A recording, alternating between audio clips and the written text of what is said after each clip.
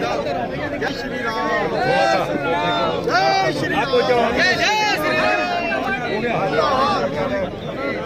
चलते रहो, चलते रहो, चलते रहो, चलते रहो। यार मिलते तेजी मार दी यार, आराम से लगाओ, आराम से आ जाओ। जवाब दे यार, ना कर दिया। भीड़ तो लगा दो पहले यार, एक सेकंड। अरे सही है भाई, सब सही है। जय जय श्री राम, जय श्री राम, जय जय श्री राम, जय जय श्री राम। डालो फोन को, याद रख। चल बेटा, आप देख रहे हैं खबरदार 24.com। अमरोहा की आन बान और शान शेरे हिंद और गजरोला के शेर भाई देवेंद्र नागपाल जी के आवाज पर आप सभी होली मिलन के इस कार्यक्रम में इकट्ठा हुए हैं। आपका हृदय की गहराइयों से बहुत बहुत स्वागत, धन्यवाद। हमारे मंच पर विराजमान हमारे इस जनपद के मतदाताओं के हृदय की धड़कन, जनपद अमरोहा के आन बान और शान, हमारे मार्गदर्शक और यहाँ से सांसद रहे, विधायक रहे, कोऑपरेटिव बैंक के चेयरमैन रहे, परम आदरणीय देवेंद्र नागपाल जी, उनके साथ मंच पर विराजमान गजरोला नगर पालिका को एक आदर्श नगर पालिका बनाने वाली श्रीमती अंशु नागपाल जी, उनके साथ में बैठे हैं देवेंद्र नागपाल जी के बड़े पुत्र समीर नागपाल जी, सम्मानित मंच, सम्मानित सभी साथियों। आज मैंने देवेंद्र नागपाल जी के आवास पर इकट्ठा होकर आप होली मिलन के कार्यक्रम में इकट्ठा हुए हैं, आपको बहुत बहुत बधाई। जैसा कि आप सभी जानते हैं कि उत्तर प्रदेश में भारतीय जनता पार्टी को प्रचंड बहुमत मिला है और हमारे योगी जी पुनः प्रदेश में मुख्यमंत्री की शपथ लेंगे।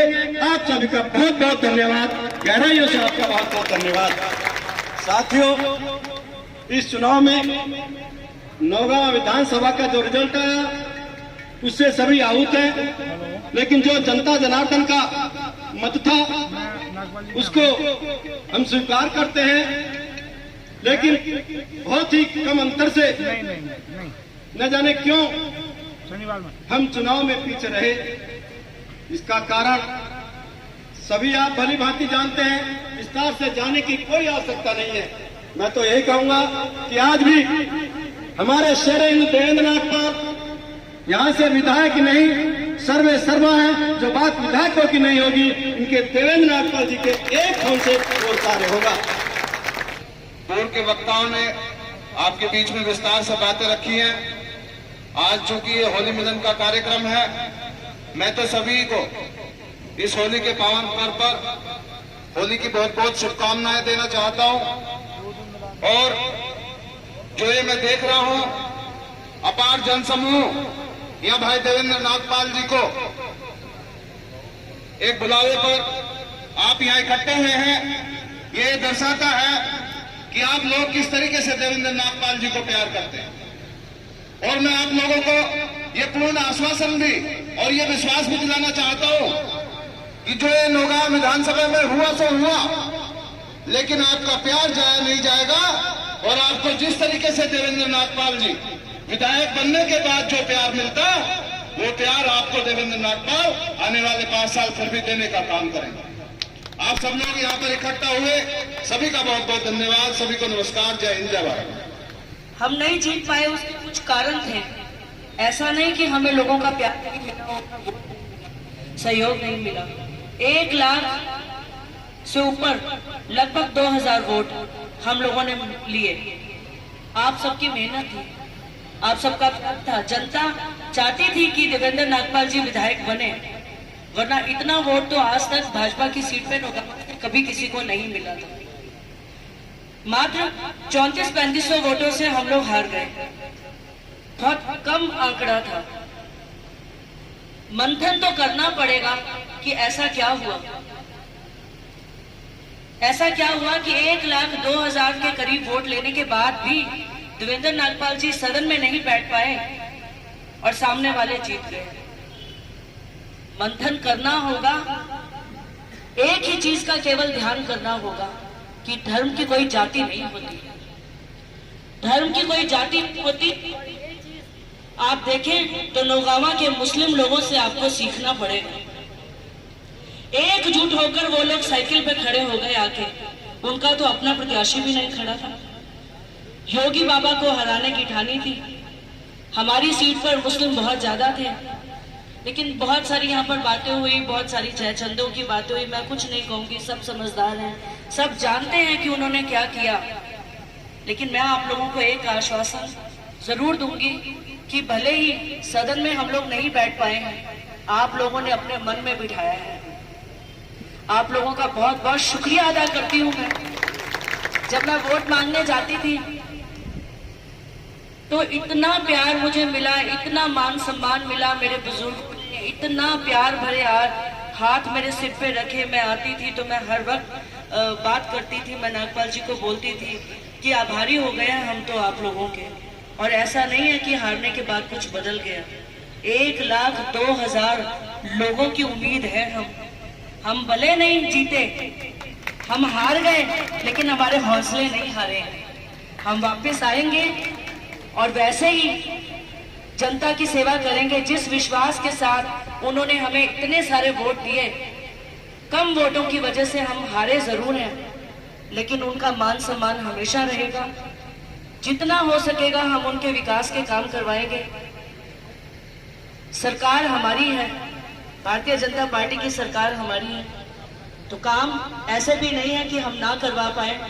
ने पूरी ईमानदारी के साथ एक एक वोट देने का काम किया है। 1,02,000 वोट वो मेरे सर माथे पर है। मैं ऋणी हुआ आप सभी का, मैं कर्जदार हुआ आप सभी का। ये बात मैंने चुनाव से लड़ने से पहले भी कही थी और आज भी कह रहा हूं।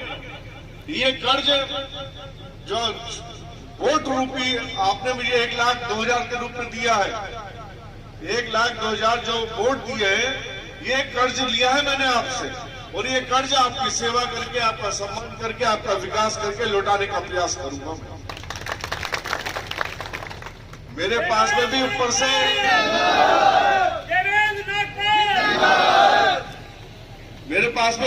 फोन आ चुका है।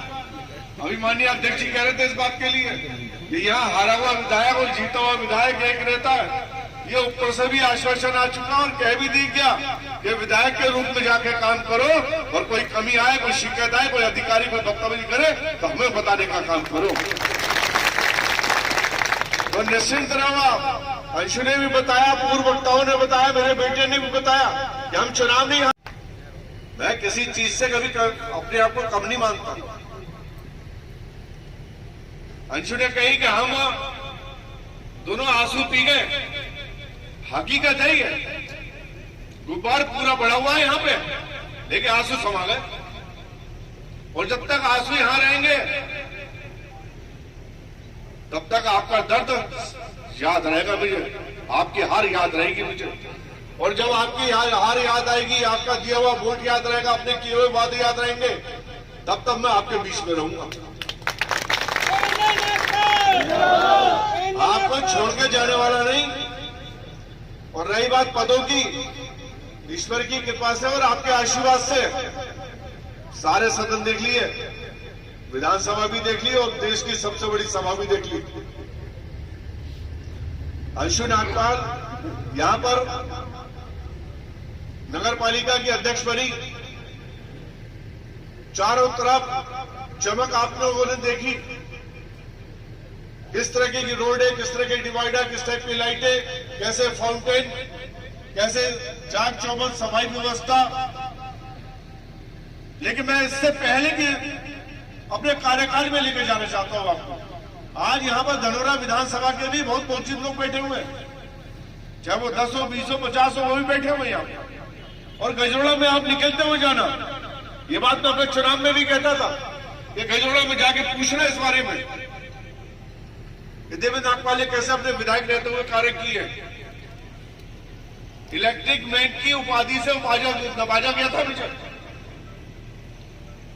जब कहीं बिजली नहीं होती थी, जो प्रदेश के मुखिया थे, मुख्यमंत्री थे, उनका क्षेत्र था आपका गंगेश्वरी वाला, राम गोपाल यादव थे यहाँ पर पड़ोस से आपके एमपी, महबूब अली मंत्री था यहाँ से, राज्यसभा मेंबर था कमाल अख्तर, और देवेंद्र नागपाल यहाँ विधायक था। यहाँ टाइम से बिजली आती थी और टाइम से बिजली जाती थी और उनके अंधेरा पड़ा रहता था। 3-3 बिजली घर उस टाइम पे जमाने में बनवाना, खाद गुजर में, डींगरा में और आजमपुर में कमिश्नरी के अंदर 7 बिजली घर बने थे 4 जिलों के अंदर, लेकिन उसमें तो 3 बिजली घर देवेंद्र नागपाल के क्षेत्र में बने। और कोई गांव ऐसा नहीं जो आपका हमारा हो जहां देवेंद्र नागपाल का काम हुआ हुआ ना हो, वहां बोर्ड ना लगा हुआ हो, और कोई गांव ऐसा नहीं जिसके अंदर 20-20 बार बाजरी मेरी ना लगी हो जीतने के बाद। मैं वो इतिहास दोहराना चाहता था। मैं 2014 में कोई ऐसा नहीं कि किसी से टिकट मांगा हूं, मैंने इसी पार्टी से मैं सौगंध खा के कहता हूं मां गंगा मैया की, ये किसी से पार्टी से टिकट नहीं मांगा मैंने, और मुझे टिकट देने के लिए भाजपा वालों ने बुलाया था। मैं सिटी के एमपी था, लज्जा रानी गर्ग जी क्षेत्रीय अध्यक्ष थी, वो मेरे घर तक चल के आई, मुझे साथ लेके गई। आदरणीय जेटली साहब और राजनाथ सिंह जी ने बैठ के मुझसे कहा कि 4 दिन में 5 दिन में माननीय मोदी जी की घोषणा होने वाली है प्रधानमंत्री पद की, और तुम 2 बार के सांसद हो, पहले भाई बना तुम बने, इस बार फिर बन जाओगे, तुम्हें भाजपा से टिकट मिलेगा, आओ भाजपा से चुनाव लड़ना। लेकिन मेरे मन में एक पीड़ा थी।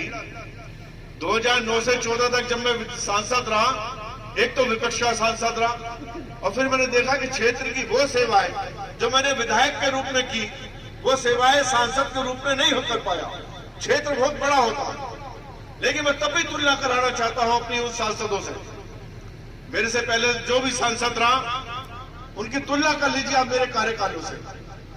मैं विपक्ष का सांसद होते हुए भी न देश में सरकार न प्रदेश में सरकार, उसके बावजूद 3-3 पुल इस लोकसभा को देने का काम देवेंद्र नागपाल ने किया।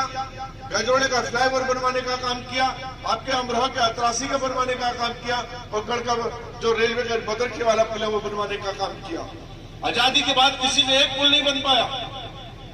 लोग सत्ता के अंदर भी बने, विपक्ष में भी बने, लेकिन किसी ने पहल नहीं की। तमाम जाम के अंदर यहाँ पे लोग फंसे रहते थे, लेकिन वो कार्य करके दिखाने का काम भी, वो जज्बा मेरे अंदर था। लेकिन फिर भी कहीं ना कहीं मुझे ये लगता था कि मुझे विधायक बनना चाहिए। विधायक से ज्यादा सेवा होती है। विधायक अपने जनता के बीच में सुख दुख में शामिल रहता है, छोटा क्षेत्र होता है, हर चीज की खबर मिल जाती है, सांसद में खबर नहीं मिल पाती। इस कारण से मैंने लोकसभा का पद छोड़ा, 2017 में टिकट मांगा, और फाइनली था वो चेतन जी को मिल गया। मुझे गढ़ कहा गया, और ये भी मां गंगा मैया किसी को सिफारिश कर रहा हूं। लोगों को लगता होगा शायद ऐसी लंबी लंबी छोटी फेंक रहा है। भूपेंद्र चौधरी जी क्षेत्रीय अध्यक्ष थे, जो मंत्री जी है हमारे, अमित शाह जी, सुनील बंसल जी इकट्ठे बैठे हुए लिस्ट फाइनल कर रहे थे। हम इससे कहा गया कि गढ़ का टिकट तुम्हारा कर दिया गया, गढ़ से लड़ोगे चुनाव। मैंने कहा साहब मेरा घर गजोड़ा में है, मेरा पड़ोस का क्षेत्र है, मैं अपना घर छोड़ के दूसरे जिले में नहीं जाना चाहता, और मैंने टिकट नहीं लिया। 3 बार फोन आए मेरे पास में अंदर से, वो भी तब जब दुनिया धक्के खा रही थी टिकट के लिए। एक सीट पर 20-20, 30-30 लोग मांगने वाले थे। वहां पे भी 28 लोग थे। कमल सिंह मलिक से पूछ लेना अपने पूर्व विधायक जी से, वो सारे लोग मुझे मिले, बोले यार तुम्हारा नाम चल रहा वहां पर। मैंने कहा भाई मेरा नाम चल रहा हुआ, लेकिन मैं अपने वहां से मांग रहा हूं, नोगावा से, यहां से नहीं मांग रहा हूं। मैंने टिकट नहीं लिया वहां से, और इस बार भी पार्टी का आदेश था। ये पार्टी ने कहा था कि नागपाल तुम्हारे लिए वो सेफ सीट है, तुम काम करने वाले व्यक्ति हो, तुम गढ़ से चुनाव लड़ो। इस बार भी बता रहा हूं मैं, पूरा डंडा ठोक के कहा गया, लेकिन मेरी मंशा नौगावा से लड़ने की थी, अपने जिले में रहने की थी, अपना घर ही बना रहे, दूसरी जगह प्रवास ना करना पड़े, ये इच्छा थी मेरी। इसलिए यहां से वहां नहीं गया। और यहां आके क्या हुआ, जब पूर्व वक्ताओं के द्वारा से बोला गया उसमें कोई अतिशयोक्ति नहीं है, कोई शक या शुबा नहीं है। कारण यही रहा कि देवेंद्र नागपाल का जो कद है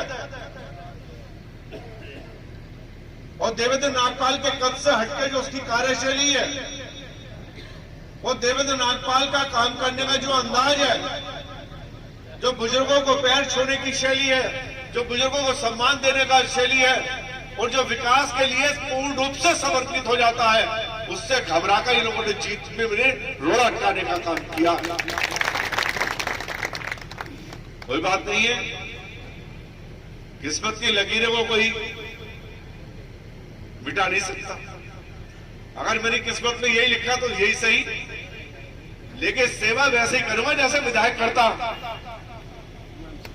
आपका कोई फोन आया अभी तक बता दो, कोई मीडिया आदमी जिसका फोन आया पोल बैठने गई हो हारने के बाद, जिस व्यक्ति का भी फोन आया, ये हो सकता है घंटा लेट हो गया हूं, 2 घंटा लेट हो गया हूं, लेकिन कॉल बैक करके बात करने का प्रयास किया। जिसका वो काम थाने से पढ़ाओ, तहसील से पढ़ाओ, तुरंत कराने का काम किया मैंने। और मैं साबित कर दूंगा इन 5 सालों के अंदर कि मैं हारा हुआ विधायक नहीं, मैं जीता हुआ विधायक हूं, क्योंकि हमारी सरकार है, क्योंकि हमारी सरकार है। और जिसकी सरकार होती है डंडा उसी का चलता। पूरा दबा के डंडा चलाओ आप 5 साल जब तक योगी जी बैठे। लेकिन अत्याचार पर, गुनाह करने वालों पर, बदमाशी करने वालों पर, ऐसे व्यक्ति जो हमारी बहन बेटियों की सुरक्षा के ऊपर कहीं बात आए, आपकी आन बान शान के ऊपर बात आए, आपकी धर्म के ऊपर कोई बात आए, तो देवेंद्र नागपाल को बुला लेना, डंडे से डंडा पिला के आपके साथ चलेगा। ये कंधे से कंधे चलाने वाले, मिला के चलने वाला देवेंद्र नागपाल नहीं, डंडे से डंडा मिला के चलेगा। और जब ये विपक्ष वाले ऐसे हुंकार भर सकते हैं, भाई मैं तो सत्ता में बैठा हूं। और रही बात वोटों की, कुछ लोगों में ये शंशेदार साहब जाटवों को वोट बहुत कम मिला। जाटवों का वोट जितना मुझे मिला उतना यहां जिले में किसी और को भी नहीं मिला। सबसे ज्यादा वोट मुझे ही मिला। मैंने देख लिए बूथ भी, 5 से 6 हजार वोट अभी भी मुझे इस विधानसभा में मिला है। और इसके अलावा ये भी बता दूं, जो लोग कहते हैं कि जाट प्रत्याशी आ गया, उसका नुकसान पहुंचा है हमें, लेकिन 60% जाट तब भी मुझे मिला है। और वो भी वो मिल गया जिन्होंने, सारे नेताओं ने पूरी एडी चोटी का जोर लगाया। वो जीतने वाले का जोर कहीं नहीं था। बस मैं यही बता रहा हूं आपसे कि कोई ये सोचता हो कि उस प्रत्याशी ने वोट ले लिया, उस प्रत्याशी ने कोई वोट नहीं लिया, सिवाय रिश्तेदारों के। सिर्फ जयचंदों के वोट मिले हैं, जयचंदों की वजह से 40% वोट कटा होगा, वरना वो भी नहीं कटता। जाटों का मैं एहसानमंद हूं, समस्त क्षेत्रवासियों का एहसानमंद हूं। चौहान बिरादरी ने जिस तरह से चेतन चौहान जी को वोट किया, संगीता चौहान जी को वोट किया, उससे बढ़ के वोट देने का काम मुझे किया। पूरा गांव एक तरफा खड़ा नजर आता था जब हम जाते थे। और तोरा अंशु को कहते थे बुजुर्ग लोग, माताएं बहनें कहती थी तू यहां टाइम मत लगा बेटा, तू अपना आगे जा, कहीं कोई कमी नहीं। लेकिन पूरा गांव जहां खड़ा हो, उसके अंदर एक परिवार का व्यक्ति, एक चेतन खड़ा हो, तो गांव वाले भी कैसे उसकी पहचान कर ले? वो तो घर बैठे हुए वोट देने की बात तय हुई। सर विरोध थोड़ी करा उसने। अगर विरोध करा होता, अगर पता होता तो हम रोक लेते, गांव वाले रोक लेते। लेकिन जयतन तो पीठ में वार करने का ही काम करते हैं।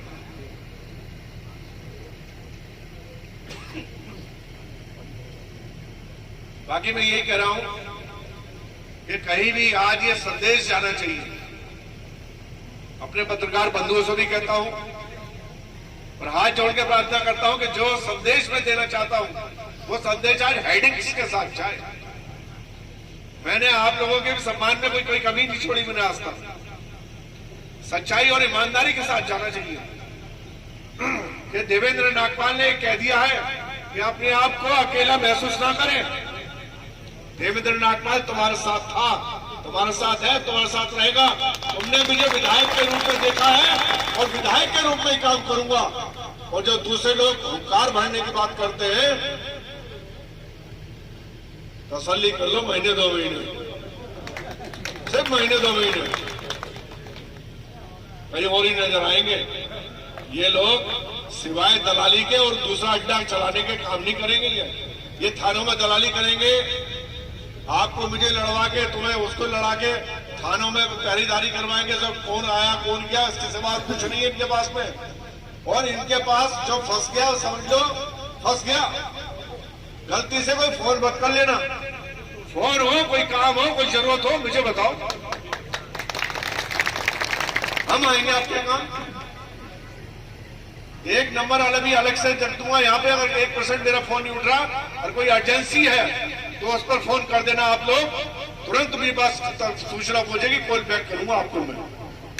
इसी उम्मीद के साथ ये होली बहुत अच्छी रहे आपके जीवन में, खुशियों के रंग लेकर आए। और ये भी कहना चाहता हूं, बीच में रोक रहा हूं, ये पहला आखिरी पक्ष नहीं है देवेंद्र नागपाल के लिए। जल्दी कोई ना कोई पक्ष की कोशिश करूंगा।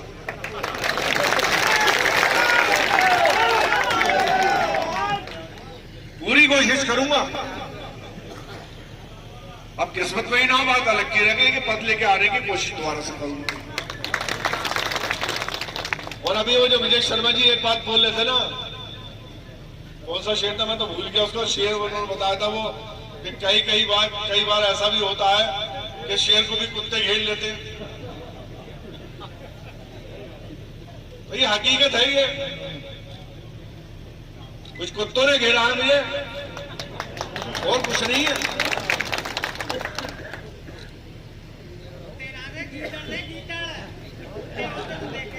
चलो भाई जो भी आप, बाकी मैं ये कह रहा हूं कि आपके जीवन में खुशी रहे और होली बहुत अच्छे से मनाए और संदेश दे दे कि हमारा नागपाल जैसा था वैसे खड़ा है गांव में जाके। और होली का रंग उनको उड़ेलना है और खुशियों में उड़ेलना और बताना है कि हमारी योगी जी बैठे, बुलडोजर बाबा बैठे, ऐसे विधायकों से हमारा कुछ होने वाला नहीं है। सोचिए कि भाई ये हार गए, ये कुछ नहीं हारे, ये बस एक सर्टिफिकेट मिलता और वहां आ जा सकते थे। लेकिन सबसे ज्यादा जो हार हुई है वो क्षेत्र की और आपकी हमारी हार हुई है कि वो चीज अब हम नहीं कर पाएंगे 5 साल तक जो हम करना चाहते थे, जो क्षेत्र का विकास करना चाहते थे। और उन मानदंडों को देखते हुए उन लोगों को भी ध्यान में रखिए कि उन पे इतना बोझ ना डाला जाए जो इस बोझ के काबिल ही नहीं थे। बोझ के काबिल मतलब जिनके विश्वास ही यहाँ नहीं थे लेकिन शरीर इनका उनका यहाँ घूमता था और वो यहाँ रोज चेहरा दिखाने आते थे। उन पे ज्यादा बोझ ना डाल के ज्यादा बोझ उन लोगों पे डाला जाए जो सचमुच तन मन धन से इनके साथ थे।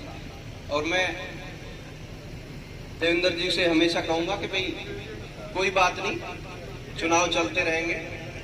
आप इन लोगों के विश्वास के साथ, इनके लीडर कल भी थे और आज भी थे, इनके साथ हमेशा खड़े रहें और इनका साथ उसी तरीके से दीजिए जैसे आप पहले दे रहे थे। बेशक आप नहीं बने हैं लेकिन सरकार आपकी बन गई, ये उससे बहुत बड़ी खुशी की बात है कि बाबा जी वापस आ गए हैं। अगर देवेंद्र जी जीत जाते और बाबा जी वापस ना आते तो शायद इससे भी ज्यादा दुख की बात हो जाती।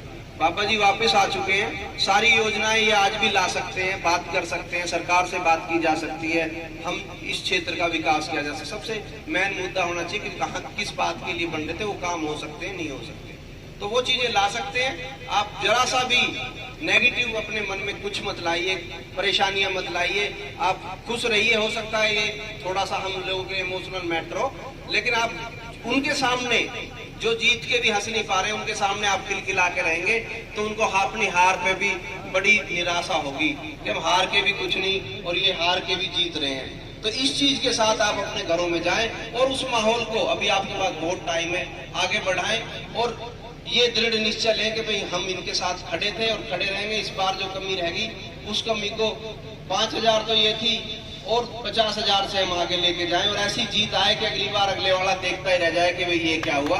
और इसी के साथ हम अपना ये होली जो मनाएंगे वो इन सपनों को लेके मनाएंगे। भाई साहब से भी उम्मीद रखूंगा कि वो लोगों के साथ इसी तरह जुड़े रहेंगे।